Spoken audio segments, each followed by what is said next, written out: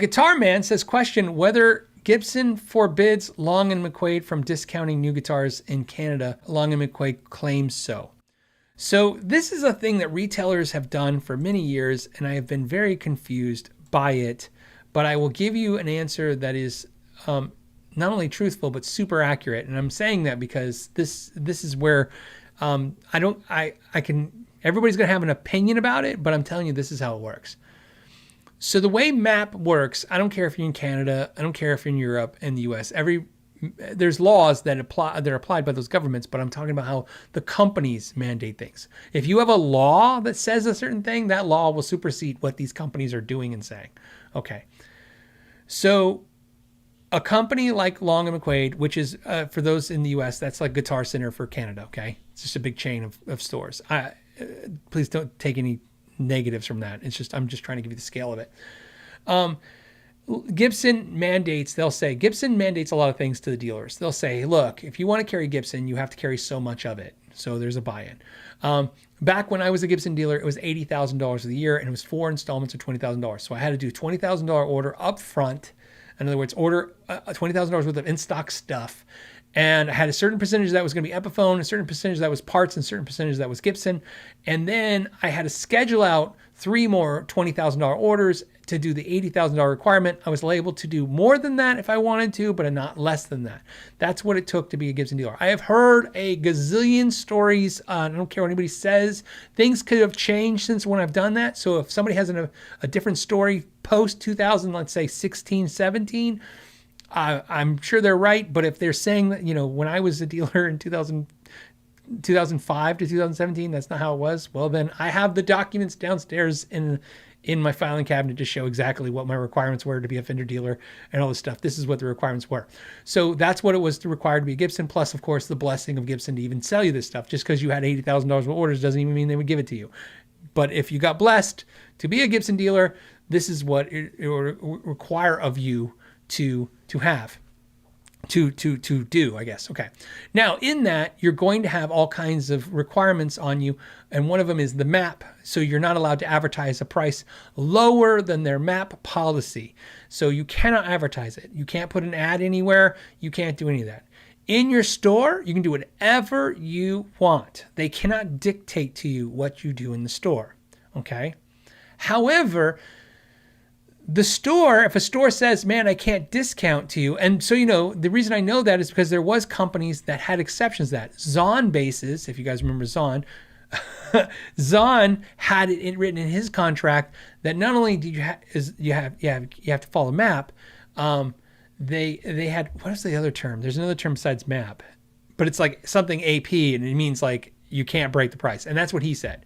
So basically what Zahn would do is if let's say a bass was $3,000 and I sold it for $2,400.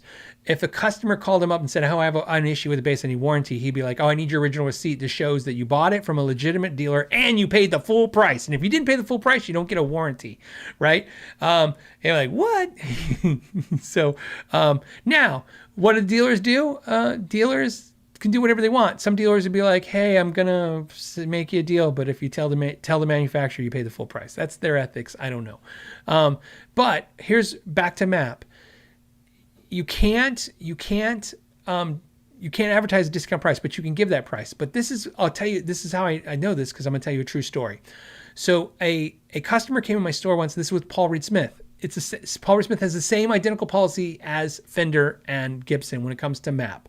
Okay, they want you to advertise nothing less than the price that they put as the minimum. Okay, what happened with Paul Reed Smith is I did not violate MAP, but I created a problem that was hell for everyone. And here's what happened: a guy came in my store, pointed at a PRS hollow. Ironically, it was a PRS hollow body. No, it was a 513. PRS 513 in blue Mateo. He says, I want that guitar. This guy that's literally how it happened. He walks in my store. He doesn't even look at me. He goes, I want that guitar. And I said, okay. And he goes, what's the best deal you can do for me right now?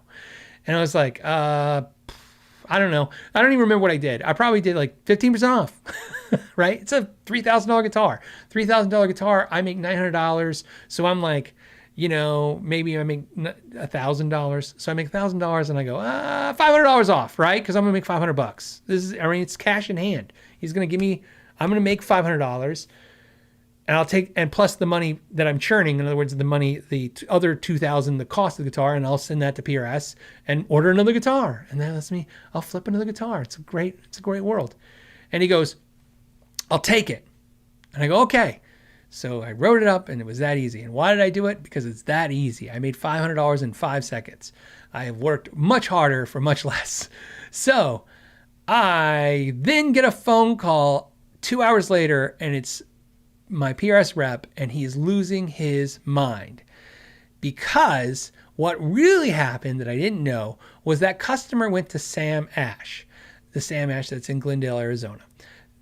They went to Sam Ash, they looked at that guitar and they said, what's your best price? And Sam Ash said, exactly what you're saying. Long McQuaid said, our best price is $3,000 and PRS will kill our children if we discount it. They didn't say that. I'm doing dramatic effect. They said that we cannot discount this guitar per the holy policies of Paul Reed Smith. This guy apparently gets in his car, gets on his phone and looks up PRS dealers and he sees me. Okay. So he drives to the side of town. He walks in my store. I have the guitars because we had like 20 of them in stock or 18 of them in stock that day. He sees the one he wants and he points at it and he buys it. That should have been the end of the story. But what he does is he takes the guitar and the receipt and he drives all the way back. If anyone lives in Phoenix, I want you to understand, my store is in Chandler and they're in Glendale. So this guy went from Glendale to Chandler back to Glendale. Maybe he lived in Glendale. Maybe that makes more sense in the story. But either way, he went all the way across the side of town. He walked into Sam Ash, showed him the guitar and the receipt and goes, aha, I got it for $2,500. Screw you. I don't think he said screw you, but he definitely told him that because they lost their mind and they called PRS and threw a fit that I undercut them. Why? Not because I think they were petty or they were mad. I think because they have a guy in there busting their balls, right? So what happens to my rep is he's got Sam Ash, not the Sam Ash, but Sam Ash, the store, complaining to him that I'm selling this guitar dirt cheap and violating MAP. Now, here's where the story gets interesting. I go, I didn't violate MAP. He was in my store. And he goes, yeah, but he took your receipt to the other store and it's written on paper. Now, don't get me wrong. PRS is not that crazy. They're not going to go, that's an ad now. But he goes, but you see the problem. The problem is that, like his argument was interesting. He said, what happens if that guy bought the guitar, took it to Sam Ash and said, now price match this? Because you said you'll meet anybody's advertised price, and I have a receipt showing it's advertised. We had a whole discussion about this. I'd like to, like I said, I don't want to, I'm doing dramatic effect because I like the story, but I don't want you to think anybody got in trouble. I didn't get in trouble. Sam Ash didn't cause any drama, and PRS didn't have any issues with me as a dealer or anything. It just happens, right? You got to understand, I have a relationship with my rep. He's just like, God, Phil, what is he up to now? So this is what happens.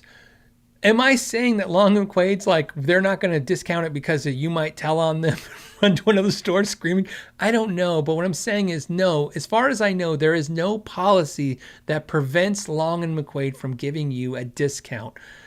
There's just a policy that stops you from advertising a bit, but they may decide as a company that it's not worth discounting because sometimes that happens, I guess, because that happened to me as a dealer. It happened.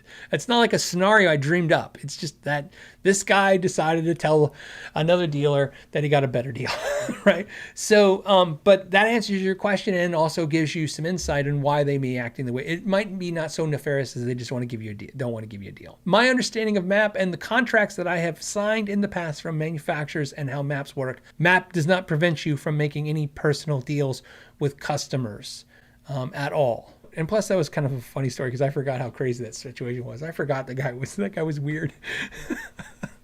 I'd love to tell you that I had myself put together and I had all these, but when the rep called me, I was so in shock that what just happened, especially since the guy had just left my store. Right? Like I was like an hour, 2 hours later, I'm like, didn't I just sell this guy a guitar? How is Sam Ash? What's going on? Because the guy never gave me the heads up like another dealer wouldn't give him a discount. He just bought the guitar and left. And all in the end of it, I'm just going to tell you as a retailer, all I thought was I got the sale. right? My kids paid my kids braces, and ultimately that's the gig.